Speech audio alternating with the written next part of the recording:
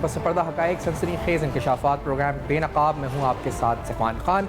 नाज़रीन, अहम तरीन सवालात, पाकिस्तान की मईशत आखिर कहाँ जा रही है, डॉलर कहाँ जाकर रुकेगा, हुकूमत की हिकमत अमली क्या है, जो रियल वैल्यू हम सुनते थे कि शायद 200 रुपये या उससे कम है, उसको वापस वहाँ तक लाने के लिए क्या कोई कोशिश अब है, हुकूमत के IMF प्रोग्राम को बचाने की कोशिश अब है या नहीं है, ये कहाँ जाकर सिलसिला रुकेगा और कहाँ तक डॉलर जो है इस पर बढ़ सकता है रुपए के अगेंस्ट, ये बहुत से अहम सवालात हैं। इसका डायरेक्ट इम्पैक्ट पाकिस्तान की मईशत खास तौर पे महंगाई पे पड़ता है, आपके इंपोर्ट से पड़ता है, आपकी चीज़ें अशिया महंगी होती हैं। आज भी इसहाक डार साहब आए, उन्होंने IMF प्रोग्राम के बारे में क्या फरमाया, वजीर खजाना इसहाक डार साहब ने, आपको जरा सुनाते हैं, फिर इस पे अहम बात। लेट्स से दिस के वजीर खजाना ने क्या स्टेटमेंट दिया IMF के बारे में। लेट्स से दिस कि IMF के हवाले से भी हमारी तरफ से जो हमारी टीम है, इन्होंने टेक्निकल पूरा काम मुकम्मल कर दिया हुआ है 9th रिव्यू का। ये बदकिस्मती है कि ये रिव्यू 3 महीने डिले से शुरू हुआ। इसका जो अंडरस्टैंडिंग थी मेरे आने से पहले वो ये था कि ये करीबन ये नवंबर के शुरू में ये शुरू होगा और ये फिर 31 जनवरी को अल्टीमेटली शुरू हुआ। ये 3 महीने की वो डिले थी। Technical review was over 9th of February और कुछ एक्सटर्नल आप पढ़ते होंगे, एक्सटर्नल अकाउंट में कोई बैलेंस है, प्रायर एक्शन नहीं, हमने सारे प्रायर एक्शन मुकम्मल कर चुके हैं। नंबर 1। नंबर 2, ये prior action generally board meeting से पहले होते हैं, स्टाफ लेवल एग्रीमेंट से पहले नहीं होते। नंबर 3, पाकिस्तान शायद हिस्ट्री में ये अनयूजुअल है कि हमने जो दिसंबर क्वार्टर यानी क्लोज किया। नहीं तो IMF प्रोग्राम के हवाले से सादार साहब ने फिर कहा कि टेक्निकल लेवल की तमाम जो टॉक्स हैं या फिर जो तमाम रिक्वायरमेंट्स IMF की पूरी हो चुकी है, प्रायर एक्शंस कहे गए थे वो पूरे हो चुके हैं, ये प्रोग्राम कब होगा और हुकूमत के पास आखिर का प्लान क्या है। अगर IMF प्रोग्राम नहीं होता तो फिर डॉलर किधर जा सकता है, क्या इससे भी ऊपर जा सकता है? खदशात हैं, खौफ है लोगों में, क्या ये 300 फिर स्पेकुलेशन है जिसको हम यहाँ पर नहीं बताना चाहते, लेकिन बहुत से लोग नंबर्स स्पेकुलेट करते हैं और उससे वो फायदा भी उठाने की कोशिश करते हैं। हम ये जानते हैं कि हुकूमत की हिकमत अमली आखिर है क्या। प्लान ए तो IMF है, is there any plan B और इज देयर एनी ऑल्टरनेट या there is no alternate to IMF, या हुकूमत सोच क्या रही है इस बारे में, सारे अहम सवाल उठाते हैं। डॉक्टर हाका नजीब साहब हमारे साथ प्रोग्राम में मौजूद है, साबिक मुशीर वज़ारत खजाना के। राना साहब प्रोग्राम में साथ मौजूद हैं, coordinator and to the prime minister on commerce, और SN मेहनती साहब हमारे साथ प्रोग्राम में मौजूद होंगे, कमोडिटीज़ के हवाले से स्टॉक मार्केट पर गहरी नजर रखते हैं। बहुत शुक्रिया तीनों मेहमान आजाद का आपने ज्वाइन किया। राना एहसान साहब, सर ये कहाँ रुकेगा, कितने कंसर्न आप लोग हैं, कितने कंसर्न एज फाइनेंस मिनिस्ट्री है, और क्या हम तवक्को रखें कि हुकूमत के पास तमाम प्लान्स और ऑप्शंस रेडी हैं अगर IMF नहीं होता, जो वजह नजर आ रहा है, इशारे भी ऐसे ही हैं? राणा साहब। बिस्मिल्लाहिर्रहमानिर्रहीम। देखें, हमारी तो अभी भी यही उम्मीद है और हमारी एक्सपेक्टेशन भी यही है कि IMF को जो है वो 9th रिव्यू मुकम्मल करना चाहिए, लेकिन अगर IMF की तरफ से ऐसा नहीं होता तो मैं समझता हूँ कि वो हुकूमत के एंड पे कोई ऐसा जो है वो लैग नहीं है या डिसीजन मेकिंग के अंदर वो कोई गलत डिसीजन मेकिंग नहीं है जिसकी वजह से IMF नहीं होगा, बल्कि कुछ और मामलात ने चीज़ों को पूरा करने की कोशिश की। और ये देखें, ये पहले क्वार्टर का रिव्यू था, पहले क्वार्टर के तो नंबर्स पहले ही ऑन टारगेट थे, जो सितंबर 2022 तक था, जिसके लिए ये 9th रिव्यू था। तो ये बड़ा अनफेयर है कि अगर ये नहीं होता, सबसे पहली बात तो ये। देखिए, दूसरा, अगर खुदा ना खास्ता ये IMF का ये 9th रिव्यू अगर नहीं होता तो फिर क्या होगा? देखें, फिर एक तो फाइनेंस डिवीज़न इसके ऊपर काम कर रही है, ऑल्टरनेटिव्स के ऊपर, आपका जो एक्सटर्नल गैप है उसको किस तरीके से पूरा करना है, उस पर भी हम इंगेज्ड हैं अपने दोस्त ममालिक के साथ, और भी जो है वो चीज़ों को स्टडी किया जा रहा है। लेकिन ये और मैं आपको ये भी बता दूं कि जहां हमने इतनी देर जो है वो अल्हम्दुलिल्लाह, जहाँ पूरी दुनिया में शोर तो पता नहीं मचा हुआ था या नहीं मचा हुआ था, लेकिन इमरान खान ने ज़रूर मचाया हुआ था कि मुल्क डिफ़ॉल्ट कर रहा है, लेकिन हमने उसको अवॉइड किया और आपने देखा कि करंट अकाउंट सरप्लस आ रहे हैं पिछले 2-3 महीनों से। तो हम समझते हैं कि आगे भी जो है the plan is being worked on कि आप अपने एक्सटर्नल गैप को किस तरीके से कवर करेंगे इन केस IMF अगर जो है वो नहीं आता। लेकिन हम अभी भी पुरुमीद हैं हम IMF के साथ आपने इसमें ऑल्टरनेटिव्स का जिक्र किया है राना साहब, मैं खाकान साहब आपको भी पॉइंट ऑफ व्यू देना चाहूंगा। ऑल्टरनेटिव्स क्या हो सकते हैं? एक तो डेट रिस्ट्रक्चरिंग, डेट प्रोफाइलिंग, या फिर आप एक हमने आज ये भी बात सुनी कि कोई एमनेस्टी स्कीम हुकूमत सोच रही है खाकान साहब के डॉलर के हवाले से, कि जो लोग होल्ड करे हुए हैं करेंसी कैश की सूरत में, उनको वाइट करने के लिए उस पैसे को प्रिवेलिंग रेट के ऊपर डॉलर जो है दिया जाए, और ये आफ्टर जून 30 पॉसिबल हो। तो क्या ऑल्टरनेट है कोई IMF का? पहले तो प्लान भी कोई हो सकता है खाकान साहब? सैफान, पहले तो ये समझें कि आप इकोनॉमिकली खड़े कहाँ हैं। आपने पूरी इकोनॉमी सो दैट आपका ज़र मुबादला बचे, आपकी इंपोर्ट्स कम हो। That was all right to do in the beginning, but ये एक्सटेंडेड पीरियड ऑफ टाइम्स के लिए नहीं हो सकता। इसका इफेक्ट ये आ रहा है कि आपकी जो इकोनॉमी है वो कॉन्ट्रैक्ट कर रही है, आपकी सप्लाई साइड वीक हो रही है, आपकी इन्फ्लेशन बढ़ रही है, आपकी लार्ज स्केल मैन्युफैक्चरिंग बहुत कम हो गई है, आपका एग्रीकल्चर ऑलरेडी डिस्टर्ब्ड है। This is not a good place to be. So इसको पहले एक तरह से देखें, फिर आप डिफॉल्ट और ये रुपए की कदर पे आए। अब आपके पास in the short term dollar liquidity बढ़ाने का क्या जरिया है?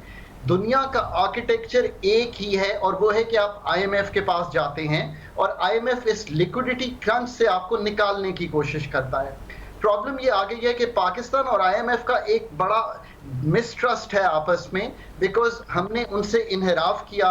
इनहराफ के अलावा प्रोग्राम डिले हुआ, जैसे खुद फाइनेंस मिनिस्टर अभी बता रहे थे, वरना नवंबर का रिव्यू तो सितंबर 22 के टारगेट्स पे था।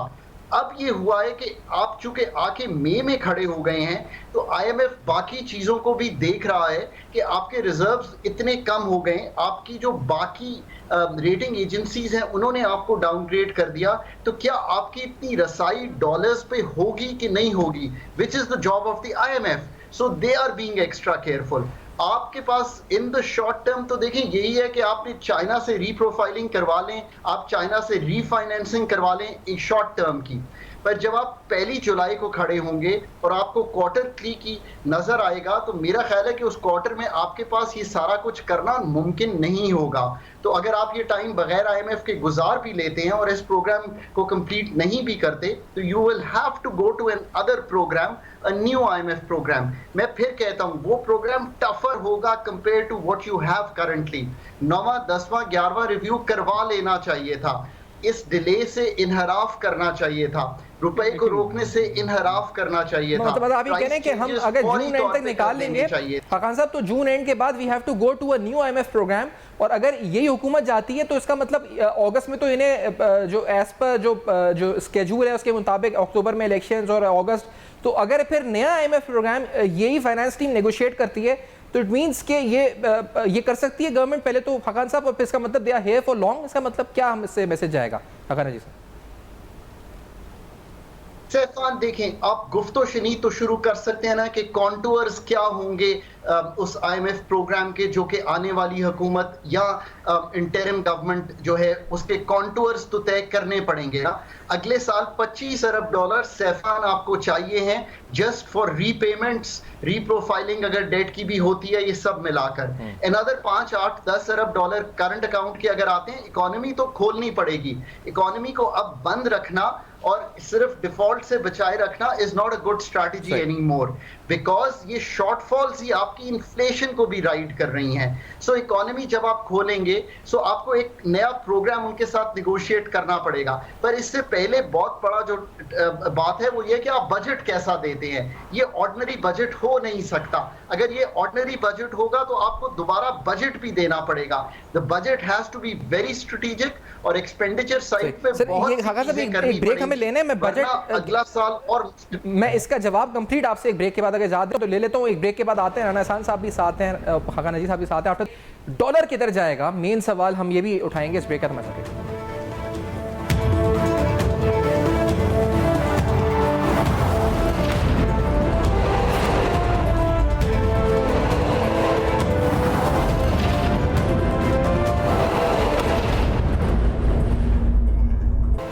Welcome back. आप देख रहे हैं बेनकाब। अहम तरीन सवालात आज इस प्रोग्राम में उठा रहे हैं। पाकिस्तानी रुपए की जो डॉलर की पैरिटी है वो कहाँ जाकर थमेगी आखिरकार? क्या इसकी जो फेयर वैल्यू जो बताई जाती थी कि अराउंड 200 रुपीज़ है, वापस लाने के लिए हुकूमती हिकमत अमली क्या है? प्लान ऑफ एक्शन क्या है? प्लान ए अगर IMF है तो प्लान बी क्या है? इस पर गुफ्तगू हो रही है। खान साहब, मैं आप बात कर रहे थे उसी को प्लीज़ कंटिन्यू कीजिएगा, फिर आपका जवाब भी लेंगे इसके ऊपर कि ये अगर जो ऑल्टरनेट प्लान्स क्या हो सकते हैं मुमकिन तौर पर, क्या प्लान्स हो सकते हैं हुकूमत के पास? देखिए ना, ऑल्टरनेट प्लान्स तो इन द शॉर्ट रन यही हो सकते हैं कि आप जो फ्रेंडली कंट्रीज हैं, चाइना ने आपको कुछ रीप्रोफाइलिंग कर दी है, आप आगे भी कर देंगे। $3.7 billion are owed to different countries from Pakistan, और कुछ मल्टीलैटरल्स के हैं। चाइना इसमें $1 अरब शायद रीप्रोफाइल कर देगा, कुछ रीफाइनेंस कर देगा, कुछ मल्टीलैटरल से आपने वापस करने हैं। $400 मिलियन आई थिंक आपने इंटरेस्ट देना है। सो ये करके आप अगर विदर अवे कर जाएं, इसी तरह ये टाइम राइड आउट कर लेंगे। पर असल बात तो यहाँ है कि आप फिर 1 जुलाई को खड़े होंगे, 30 से 35 अरब dollar will be looking right into your on the books कि वो कैसे पूरा करना है आपने। उसके लिए आपको असल तो प्लानिंग करनी पड़ेगी। और ये आप याद रखिए कि इन द शॉर्ट रन तो ये हम करके कर सकते हैं, but in the medium term आपको अगले 2 से 3 साल के लिए IMF का प्रोग्राम जो है वो करना पड़ेगा एक दफ़ा। ये लिक्विडिटी क्रंच का काम ही IMF का है। IMF डॉक्टर ही इस चीज़ का है कि जो ममालिक इस चैलेंज में फंस जाते हैं, वो इंटरनेशनल आर्किटेक्चर बनाया गया है कि वो उसमें उसकी मदद कर देते हैं। क्योंकि माजरत के साथ आपको सऊदी अरेबिया ने भी यही कहा है कि आप IMF का प्रोग्राम कर लीजिए तो हम आपके साथ चलते हैं। वर्ल्ड इकोनॉमिक फोरम में जब उनके वजीर ख़जाना थे तो मैंने खुद सुना, उन्होंने ये कहा कि पाकिस्तान या दूसरे ममालिक को अब हम उस तरह फ्री मनीज नहीं देना चाहते, वो पहले रिफॉर्म करें, और इससे मतलब IMF का प्रोग्राम ही है। सो हमें ये करना पड़ेगा। राइड आउट करने के लिए टाइम हम फ्रेंडली कंट्रीज कमर्शियल बोरोइंग कुछ कर सकते हैं, कुछ अपनी रीफाइनेंसिंग करा सकते हैं पुरानी कमर्शियल की, कुछ अगर प्रोजेक्ट्स हों, अगर मल्टीलैटरल्स कुछ पैसे दे सकें, वो भी याद रखिए टाइड है with the IMF। So I think ये एक ओवरऑल सिनारियो है।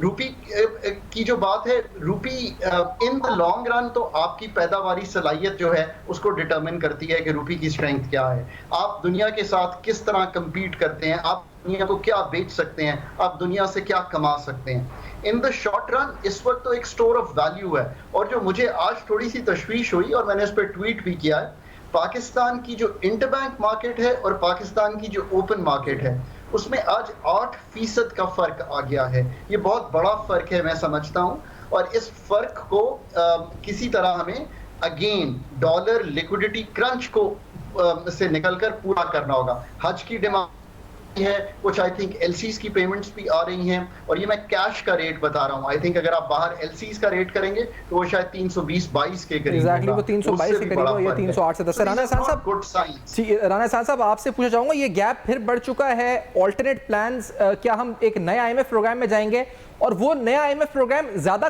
कठिन और ज्यादा मुश्किल होगा अगर हम 9th, 10th, 11th रिव्यू के बगैर जाएंगे? और कोई एमनेस्टी स्कीम भी, डॉलर एमनेस्टी स्कीम भी क्या इस पर ज़ेरे गौर है? राना एहसान साहब देखिए, सबसे पहली बात तो ये मैं क्लियर कर दूं कि हम IMF की कमिटमेंट पूरी कर चुके हैं, और हम समझते हैं कि IMF का रास्ता जो है वो बेहतर रास्ता है।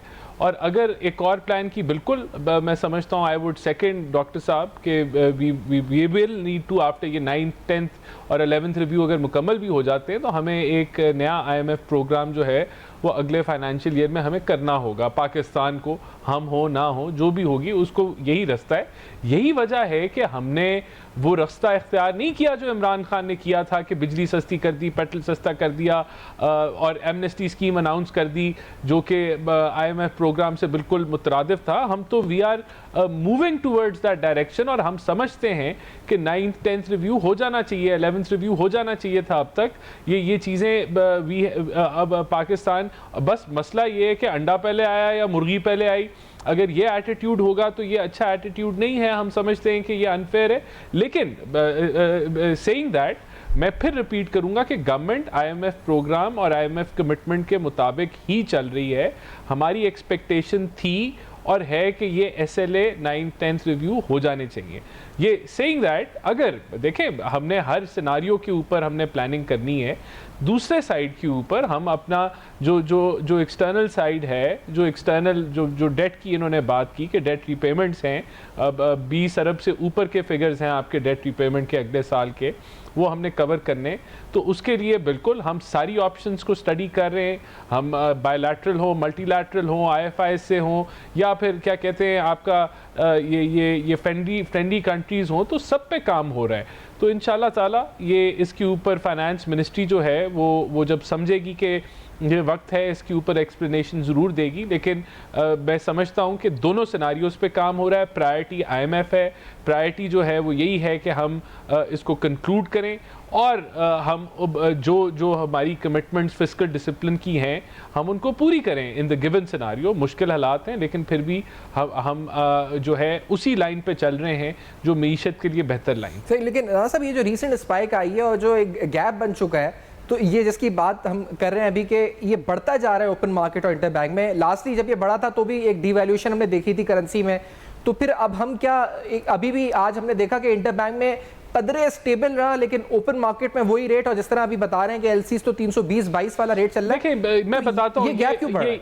ये गैप जो है, ये गैप बेसिकली जो एक्सपेक्टेड आउटफ्लोज हैं जून के अंदर, और जो लोगों को लग रहा है कि IMF का डिले है, उस वजह से जो है मेरे ख्याल से थोड़ी सी मार्केट जिटरी हुई है। लेकिन हुकूमत इसका बंदोबस्त कर चुकी है और हुकूमत इनफ्लोज को प्लान कर चुकी है, और मैं समझता हूँ कि ये जल्द आपको फाइनेंस डिवीज़न जो है इसके ऊपर ज़रूर ब्रीफ देगी कि हमारे जो आउटफ्लोज हैं एक्सपेक्टेड ये जून के महीने के अंदर वो कवर्ड हैं।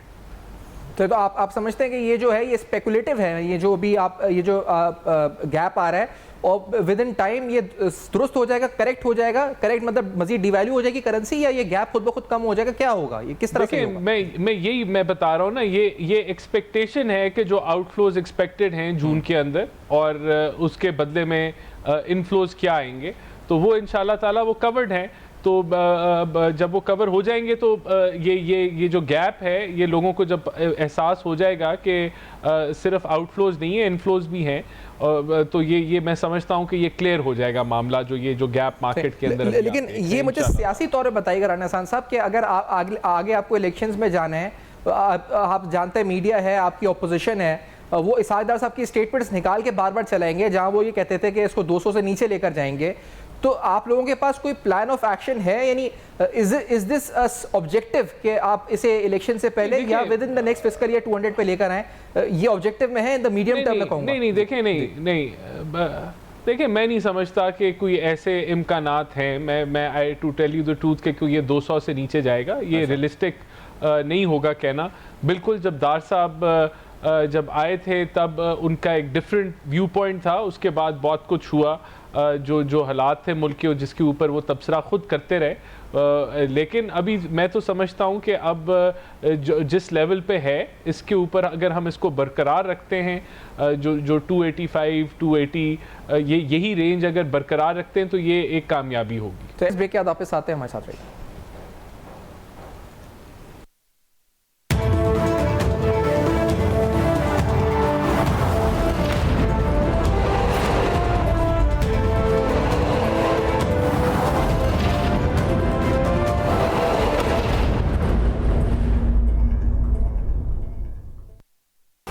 Welcome back. आप देख रहे हैं बेनकाब। आज इसाकदार साहब ने वज़ीर ख़जाना ने डिफ़ॉल्ट के बारे में क्या कहा, ये भी आपको ज़रा सुनाते हैं, फिर मज़ीद गुफ्तगू डॉलर के ऊपर करते हैं कि कहाँ जाकर ये मामला रुकेगा।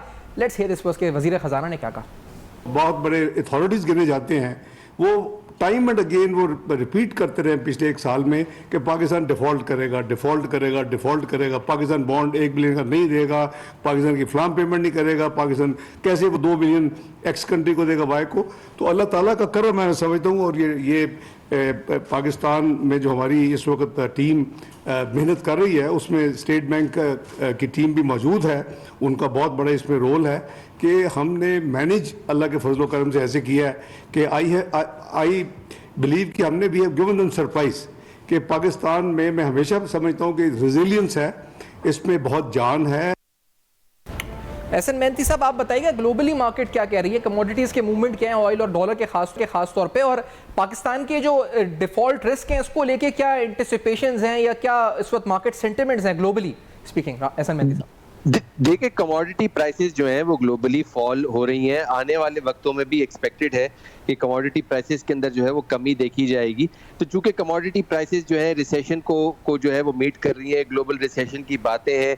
हमने देखा ऑयल प्राइसेस $70 के नीचे चली गई, क्रूड ऑयल प्राइसेस, और फिर जाहिर है ये दीगर भी जो वीट प्राइसेस हैं, या फिर अगर हम जो भी हमारी इंपोर्ट्स होती हैं पाम ऑयल की प्राइसेस हैं, उसके अंदर भी कमी आई, जिसके पाकिस्तान इकोनॉमी को कम से कम $4 से $5 बिलियन का जो है वो फायदा हुआ है, जो कि कमोडिटी प्राइसेस के अंदर कमी आई है। अब जो पाकिस्तान का फ्यूचर है वो ये है कि पाकिस्तान को जो है वो IMF की जो है वो एग्रीमेंट को जो है वो किसी तरह से साइन ऑफ करना है। और आई थिंक ऐसी सिचुएशन के कमोडिटी प्राइसेस का जो है काफ़ी ज़्यादा जो है सपोर्ट पाकिस्तान इकोनॉमी को इस वक्त मिल रहा है। तो इमिनेंट है कि पाकिस्तान जो है इस वक्त स्पेकुलेटिव मोड के अंदर मौजूद है। स्पेकुलेशन इस वक्त ज़्यादा हो रही है, जिसकी वजह से रुपी की फ्लक्चुएशन है या रुपी जो है वो वीक हो रहा है। बट ओवरऑल अगर कमोडिटी पर्सपेक्टिव से देखें तो कमोडिटी प्राइसेस गोइंग फॉरवर्ड जो है कम होते हुए नजर आ रही है। आगे जो है वो अपना जो US डॉलर है उसका भी कोई इतना अच्छा फ्यूचर नजर नहीं आ रहा है। US डिफॉल्ट की ज़्यादा बातें हो रही है पाकिस्तान डिफॉल्ट से। तो आई थिंक कि US डिफॉल्ट को भी हमने जो है मद्देनजर रखना है कि US डिफॉल्ट के अंदर US की अपनी जो करेंसी है उसके अंदर अगर गिराव आता है तो पाकिस्तानी करेंसी ऑलरेडी जो है US डॉलर के अगेंस्ट वीक है, और अब वो फिर दूसरी करेंसीज के अगेंस्ट मजीद ज़्यादा जो है वो वीक हो सकती है। तो आई थिंक कि हम एक अजीब सी सिचुएशन के अंदर है जहाँ पर ग्लोबल रिसेशन जो है वो हमें इम्पैक्ट कर रहा है हमारे एक्सपोर्ट नंबर्स को, जिसकी वजह से स्पेकुलेटिवली नेगेटिव आप ही ग्लोबली US डिफॉल्ट की ज़्यादा इस पर खदशात हैं पाकिस्तान डिफॉल्ट से ज़्यादा, तो ये भी इंटरेस्टिंग एस्पेक्ट है जिसकी आप निशानदेही कर रहे हैं। मैं खान साहब आपकी तरफ आना चाहूँगा। सर, एक अभी आतिफ मियाँ साहब ने कुछ ट्वीट्स की थी, जो बहुत लीडिंग इकोनॉमिस्ट हैं, उन्होंने उसमें गाना, श्रीलंका और पाकिस्तान करेंसी के मूवमेंट्स को कंपैरिजन किया था, पोस्ट डिफॉल्ट और प्री डिफॉल्ट गाना और श्रीलंका का। तो उसमें उन्होंने बताया कि जो श्रीलंका और गाना के जो करेंसीज थी वो एक स्पाइक डाउन थी, और फिर एक जगह आकर जब उनकी रिस्ट्रक्चरिंग हुई, यानी जब उन्होंने डिफॉल्ट एक्सेप्ट किया तो उसके बाद उनमें स्टेबिलिटी आ गई। लेकिन पाकिस्तान की करेंसी एक कंटिन्यूसली डाउनवर्ड फॉल में है और उसमें कोई स्टेबिलिटी नहीं आ रही है, और हम ये कह रहे हैं कि हम डिफॉल्ट तो नहीं कर रहे, लेकिन हमारी करेंसी उस रेट से ज़्यादा नीचे जा रही है और उसमें कोई फिलहाल हमें चीज़ बेहतर नज़र नहीं आती, बल्कि वो ये कह रहे हैं कि हम 20-25% कम पेट्रोल कीमत पर बेच रहे हैं, जिससे हमारी GDP लॉस हो रही है। तो इज इट ट्रू? आपका इस पर इंटरप्रिटेशन क्या है खाका नजीब साहब? सैफान, मैंने ये बहुत सी दफ़ा कहा है कि अगर आप इंटरनेशनल आर्किटेक्चर में रहेंगे तो you can stabilize the Pakistan economy very quickly. So go back to February में जो रुपी था श्रीलंकन वो 364 रुपए था। कम मार्च they have an IMF program board agreement, उनको स्टाफ लेवल एग्रीमेंट के बाद बोर्ड की अप्रूवल आती है, 340 रुपए होता है। मैं अभी अपने सामने मैंने I just open the chart of the Sri Lankan currency, इस वक्त वो 304 रुपए ट्रेड कर रहा है। 16% जो श्रीलंकन करेंसी है विज़ डॉलर स्ट्रेंथन हुई है। अगर आप पाकिस्तान का यही चार्ट देखेंगे तो आपको एक जेनेरिक वीकनेस नजर आएगी रुपए में, बिकॉज आपने ना उस तरह की कोई रीप्रोफाइलिंग की बात की, ना ही आपने IMF का प्रोग्राम किया।